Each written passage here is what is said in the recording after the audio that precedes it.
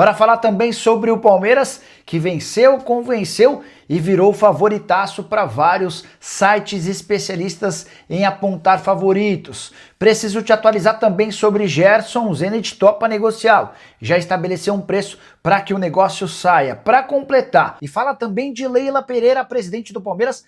Pense em mais uma compra milionária. Últimas do mercado, bastidores, finanças e muito mais. Fala aí, pessoal, sou Jorge Nicola, bem-vindos a mais um vídeo do canal. Sempre bom ter vocês por aqui, sem perder tempo, pedir para deixar like, se inscrever no canal e ativar as notificações. Hora de falar sobre Leila Pereira, que está no mercado em busca de mais um avião.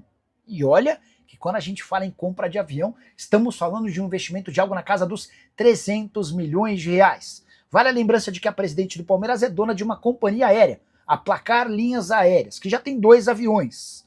Essa empresa tem sido utilizada para fretamento de voos com especialidade no atendimento a clubes de futebol. E a Leila percebeu que há uma necessidade da compra de mais uma aeronave e está no mercado em busca de algum modelo com valor acessível. O último avião comprado pela Leila foi avaliado em 325 milhões de reais. Se a gente somar os dois que ela já tem, mais de 600 milhões, e a possibilidade da compra de um terceiro, e estamos falando de quase 1 bilhão de reais investidos apenas em aviões.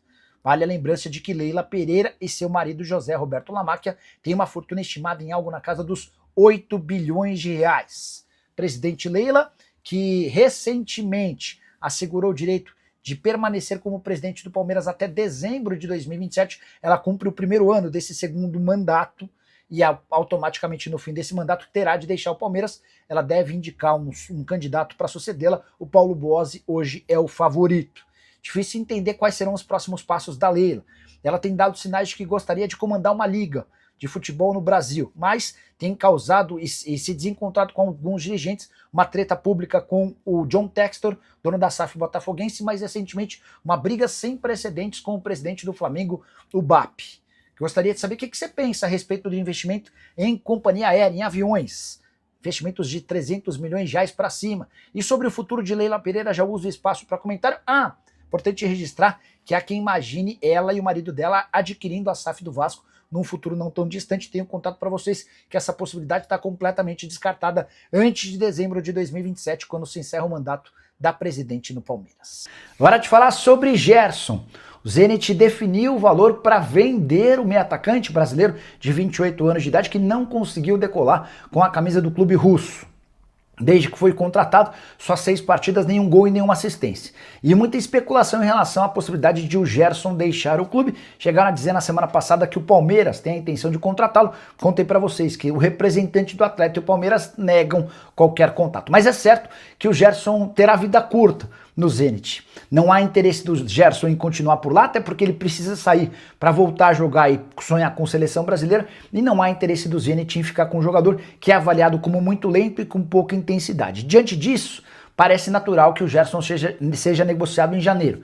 E a pedida do Zenit hoje é de 25 milhões de euros, o mesmo valor que foi desembolsado quando da compra junto ao Flamengo. Esses 25 milhões de euros equivalem a quase 160 milhões de reais.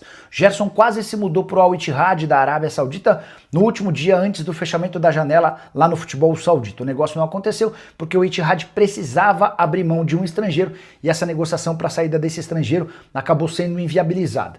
Para janeiro pode haver uma nova tentativa do futebol saudita ou então do retorno do atleta ao Brasil. Palmeiras até aqui se manifesta entendendo que esse valor é muito caro. Para o Flamengo dá para meio que descartar. Relação do Gerson e do pai dele com dirigentes do Fly a pior possível. O Flamengo ainda contratou Jorginho e saiu para a mesma função. Hoje está muito bem servido nesse setor de meio campo. Botafogo, que costuma investir alto, não parece mais ter tanta força, especialmente por conta de todos os problemas envolvendo John Textor e os acionistas do Grupo Eagle.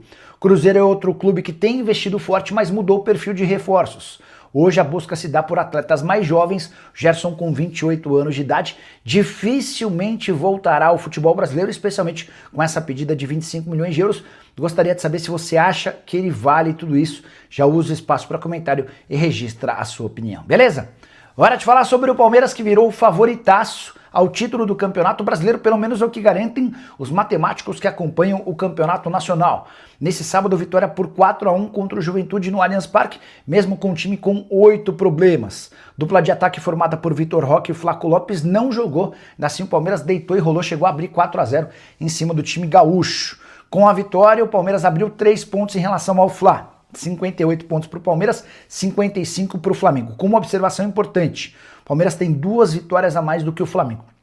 Isso significa que para ser campeão, rubro-negro vai precisar abrir uma diferença, vai precisar tirar uma diferença de 4 pontos em relação ao Palmeiras. Se eles terminarem empatados, o Palmeiras se sagrará campeão. Times que se enfrentam no próximo domingo. Campeonato Brasileiro com um baita jogo no Maracanã. Se o Flamengo vencer o Palmeiras, eles se igualam em pontos, mas o Verdão segue à frente. Bom, bora falar sobre os números aplicados pelos matemáticos.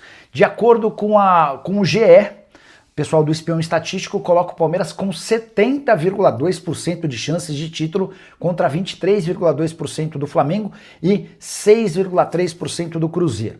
Já o portal da Universidade Federal de Minas Gerais atribui ao Palmeiras 69% de chances de título contra 25% do Flamengo e 5% do Cruzeiro. Para o Tristão Garcia, um dos matemáticos há mais tempo trabalhando no futebol, o Palmeiras tem 67% de chances, o Flamengo 28% e o Cruzeiro apenas 5%. Próximos jogos do Palmeiras: Red Bull Bragantino em casa, Flamengo fora, LDU fora, Cruzeiro em casa, LDU em casa e Juventude fora de casa. Antes de mudar de assuntos, só registrar que Abel Ferreira deu mais uma cutucada na torcida do Palmeiras depois da vitória. Abre aspas para o técnico português: quando as coisas estão bem, eu não preciso da torcida ou da mancha. Precisamos deles nos momentos difíceis. Aplaudir agora é fácil. Digo aos meus jogadores, atenção aos elogios. Boa noite, que história é essa de que o Palmeiras foi atrás do Luiz Henrique dos Zenit? Já pode descartar, nem sei de onde surgiu, mas não tem nenhuma chance dessa história avançar, tá? Hora de falar sobre o Palmeiras, que tem o melhor jogador com menos de 21 anos de idade entre todos os clubes do Brasil e da Argentina.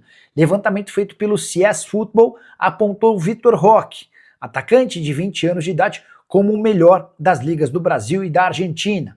Importante destacar que esse top 10 tem 6 jogadores que atuam na Argentina e apenas 4 no Brasil. Confesso que fiquei surpreso, mas a liderança é de um brasileiro, do Vitor Roque. Segunda colocação me causa ainda mais surpresa. Você tem alguma mínima ideia? Vou te dar uma dica, posso dizer que trata-se de um jogador do Corinthians. Acertou quem lembrou do Breno Bidon.